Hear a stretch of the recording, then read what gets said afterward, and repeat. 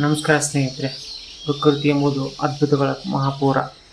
ಇಲ್ಲಿರುವ ಪ್ರತಿಯೊಂದು ಜೀವಿಯು ತನ್ನದೇ ಆದ ವಿಶಿಷ್ಟ ಕೌಶಲ್ಯವನ್ನು ಹೊಂದಿದೆ. ಮನುಷ್ಯರು ಇಂಜಿನಿಯರಿಂಗ್ ಕಲಿತು ದೊಡ್ಡ ದೊಡ್ಡ ಕಟ್ಟಡಗಳನ್ನು ಕಟ್ಟುವ ಮುನ್ನವೇ ಪ್ರಕೃತಿಯಲ್ಲೊಂದು ಪುಟ್ಟ ಜೀವಿ ಅದ್ಭುತ ವಾಸ್ತುಶಿಲ್ಪವನ್ನು ಪ್ರದರ್ಶಿಸುತ್ತಾ ಬಂದಿದೆ. ಹೌದು, ನಾವಿಂದು ಮಾತನಾಡುತ್ತಿರುವುದು ತನ್ನ ವಿಶಿಷ್ಟ ಗೂಡು ನಿರ್ಮಾಣಕ್ಕೆ ಹೆಸರಾದ ಗೀಜುಗನ ಹಕ್ಕಿಯ ಬಗ್ಗೆ. ಕೇವಲ ಕೆಲವು ಗ್ರಾಮ ತೂಕವಿರುವ ಈ ಪುಟ್ಟ ಹಕ್ಕಿ ಯಾವುದೇ ಆಧುನಿಕ ತಂತ್ರಜ್ಞಾನವಿಲ್ಲದೆ ಕೇವಲ ತನ್ನ ಕೊಕ್ಕಿನ ಸಹಾಯದಿಂದ ನೇಯುವ ಗೂಡುಗಳನ್ನು ನೋಡಿದರೆ ಯಾರಿಗಾದರೂ ಆಶ್ಚರ್ಯವಾಗದೇ ಇರದು. ಬನ್ನಿ, ಇಂದು ಈ ಪುಟ್ಟ ಹಕ್ಕಿಯ ವಾಸ್ತುಶಿಲ್ಪಿಯ ಜೀವನ ಮತ್ತು ಅದರ ಗೂಡು ಕಟ್ಟುವ ರೋಮಾಂಚಕ ಪ್ರಯಾಣವನ್ನು ತಿಳಿಯೋಣ. ಈ ಹಕ್ಕಿಯು ಭಾರತ, ಶ್ರೀಲಂಕಾ ಮತ್ತು ಆಗ್ನೇಯ ಏಷ್ಯಾದಲ್ಲಿ ಹೆಚ್ಚಾಗಿ ಕಂಡುಬರುತ್ತದೆ. ಗೀಜುಗನ ಹಕ್ಕಿಗಳು ಗುಂಪುಗಳಲ್ಲಿ ವಾಸಿಸಲು ಇಷ್ಟಪಡುತ್ತವೆ. ಇವುಗಳಲ್ಲಿ ಗಂಡು ಹಕ್ಕಿ ಮತ್ತು ಹೆಣ್ಣು ಹಕ್ಕಿಗಳನ್ನು ಸುಲಭವಾಗಿ ಗುರುತಿಸಬಹುದು. ಸಂತಾನೋತ್ಪತ್ತಿಯ ಕಾಲದಲ್ಲಿ, ಅಂದರೆ ಮಳೆಗಾಲದಲ್ಲಿ, ಗಂಡು ಹಕ್ಕಿಯ ತಲೆ ಮತ್ತು ಎದೆಯ ಭಾಗವು ಪ್ರಕಾಶಮಾನವಾದ ಹಳದಿ ಬಣ್ಣಕ್ಕೆ ತಿರುಗುತ್ತದೆ. ಇದು ಹೆಣ್ಣು ಹಕ್ಕಿಯನ್ನು ಆಕರ್ಷಿಸಲು ಪ್ರಕೃತಿ ನೀಡಿದ ಕೊಡುಗೆ. ಈ ಹಕ್ಕಿಗಳು ಸಾಮಾನ್ಯವಾಗಿ ಹುಲ್ಲುಗಾವಲುಗಳು, ಕಾಡುಗಳು ಮತ್ತು ಕೃಷಿ ಭೂಮಿಯ ಬಳಿ ವಾಸಿಸುತ್ತವೆ.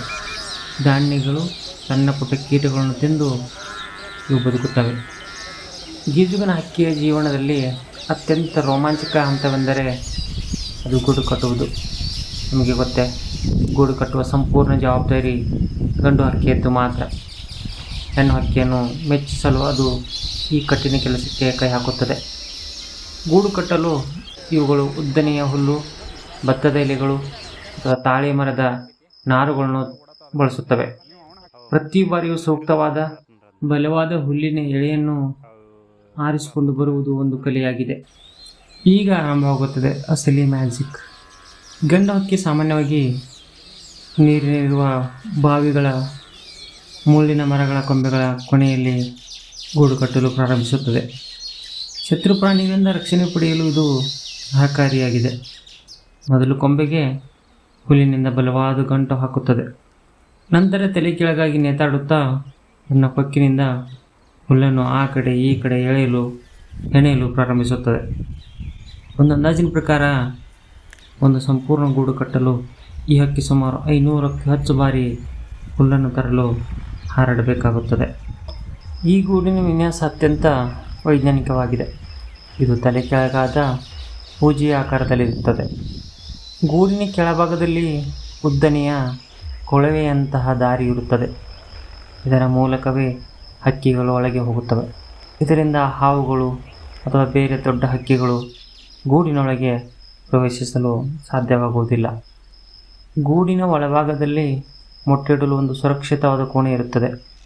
ಗಾಳಿ, ಮಳೆ, ಬಿರುಗಾಳಿ ಬಂದರೂ ಕೂಡ ಗೂಡುಗಳು ಮರದಿಂದ ಬೀಳುವುದಿಲ್ಲ.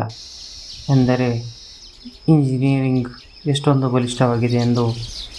ಗಂಡು ಹಕ್ಕಿ ಗೂಡನ್ನು ಅರ್ಧದಷ್ಟು ಕಟ್ಟಿದ ತಕ್ಷಣ ಅದು ಹೆಣ್ಣು ಹಕ್ಕಿಗಳನ್ನು ಆಹ್ವಾನಿಸಲು ವಿಶೇಷ ಧ್ವನಿಯಲ್ಲಿ ಹಾಡಲು ಮತ್ತು ರೆಕ್ಕೆಯನ್ನು ಬಡಿಯಲು ಪ್ರಾರಂಭಿಸುತ್ತದೆ.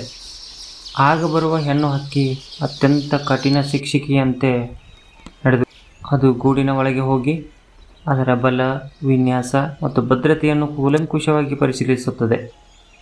ಒಂದು ವೇಳೆ ಗೂಡು ಇಷ್ಟವಾಗದಿದ್ದರೆ ಹೆಣ್ಣು ಹಕ್ಕಿ ಅದನ್ನು ತಿರಸ್ಕರಿಸಿ ಹೊರಟು ಹೋಗುತ್ತದೆ. ಆಗ ಗಂಡು ಹಕ್ಕಿ ಬೇರೆ ಗೂಡು ಕಟ್ಟಬೇಕಾಗುತ್ತದೆ. ಒಮ್ಮೆ ಹೆಣ್ಣು ಹಕ್ಕಿಗೆ ಗೂಡು ಇಷ್ಟವಾದರೆ ಅದು ಗಂಡು ಹಕ್ಕಿಯನ್ನು ತನ್ನ ಸಂಗಾತಿಯನ್ನಾಗಿ ಮಾಡಿಕೊಳ್ಳುತ್ತದೆ. ನಂತರ ಇಬ್ಬರೂ ಸೇರಿ ಗೂಡಿನ ಉಳಿದ ಭಾಗವನ್ನು ಹೆಣೆಯುತ್ತವೆ. ಗೂಡಿನ ಒಳಗೆ ಸಣ್ಣ ಸಣ್ಣ ಮಣ್ಣಿನ ಉಂಡೆಗಳನ್ನು ತಂದಿಟ್ಟಿರುತ್ತವೆ. ಇದು ಗೂಡು ಗಾಳಿಗೆ ಅತಿಯಾಗಿ ತೂಗದಂತೆ ಸಹಾಯ ಮಾಡುತ್ತದೆ ಎಂದು ವಿಜ್ಞಾನಿಗಳು ಹೇಳುತ್ತಾರೆ. ಗೂಡು ಸಂಪೂರ್ಣವಾದ ನಂತರ ಹೆಣ್ಣು ಹಕ್ಕಿ ಮೊಟ್ಟೆ ಇಟ್ಟು ಮರಿ ಮಾಡುತ್ತದೆ. ಮರಿಗಳು ದೊಡ್ಡದಾಗಿ ಹಾರಿ ಹೋದ ನಂತರ ಈ ಹಕ್ಕಿಗಳು ಆ ಗೂಡನ್ನು ಮತ್ತೆ ಬಳಸುವುದಿಲ್ಲ. ಮುಂದಿನ ವರ್ಷ ಮತ್ತೆ ಹೊಸ ಗೂಡಿನ ನಿರ್ಮಾಣ ಆರಂಭವಾಗುತ್ತದೆ. ಕೇವಲ ಒಂದು ಪುಟ್ಟ ಹಕ್ಕಿ ತನ್ನ ಬುದ್ಧಿವಂತಿಕೆ ಮತ್ತು ಕಠಿಣ ಪರಿಶ್ರಮದಿಂದ ಇಂತಹ ಸೃಷ್ಟಿಸುವುದು ಪ್ರಕೃತಿಯ ಅತಿ ದೊಡ್ಡ ಕೌತುಕಗಳಲ್ಲಿ ಒಂದು. ಮನುಷ್ಯನ ನಗರೀಕರಣದಿಂದಾಗಿ ಈ ಹಕ್ಕಿಗಳ ನಾಶವಾಗುತ್ತಿವೆ. ಈ ಅಪರೂಪದ ವಾಸ್ತುಶಿಲ್ಪಿಗಳನ್ನು ರಕ್ಷಿಸುವುದು ನಮ್ಮೆಲ್ಲರ ಜವಾಬ್ದಾರಿಯಾಗಿದೆ. ನಿಮಗೆ ಈ ಗೀಜುಗನ ಹಕ್ಕಿಯ ಅದ್ಭುತ ಕಥೆ ಇಷ್ಟವಾಗಿದ್ದರೆ ಲೈಕ್ ಮಾಡಿ ಮತ್ತು ನಿಮ್ಮ ಸ್ನೇಹಿತರೊಂದಿಗೆ ಹಂಚಿಕೊಳ್ಳಿ. ಪ್ರಕೃತಿ ಇಂತಹದೇ ರೋಮಾಂಚಕ ವಿಷಯಗಳಿಗಾಗಿ ನಮ್ಮ ಚಾನಲ್ಗೆ ಸಬ್ಸ್ಕ್ರೈಬ್ ಆಗಲು ಮರೆಯಬೇಡಿ. ಧನ್ಯವಾದಗಳು.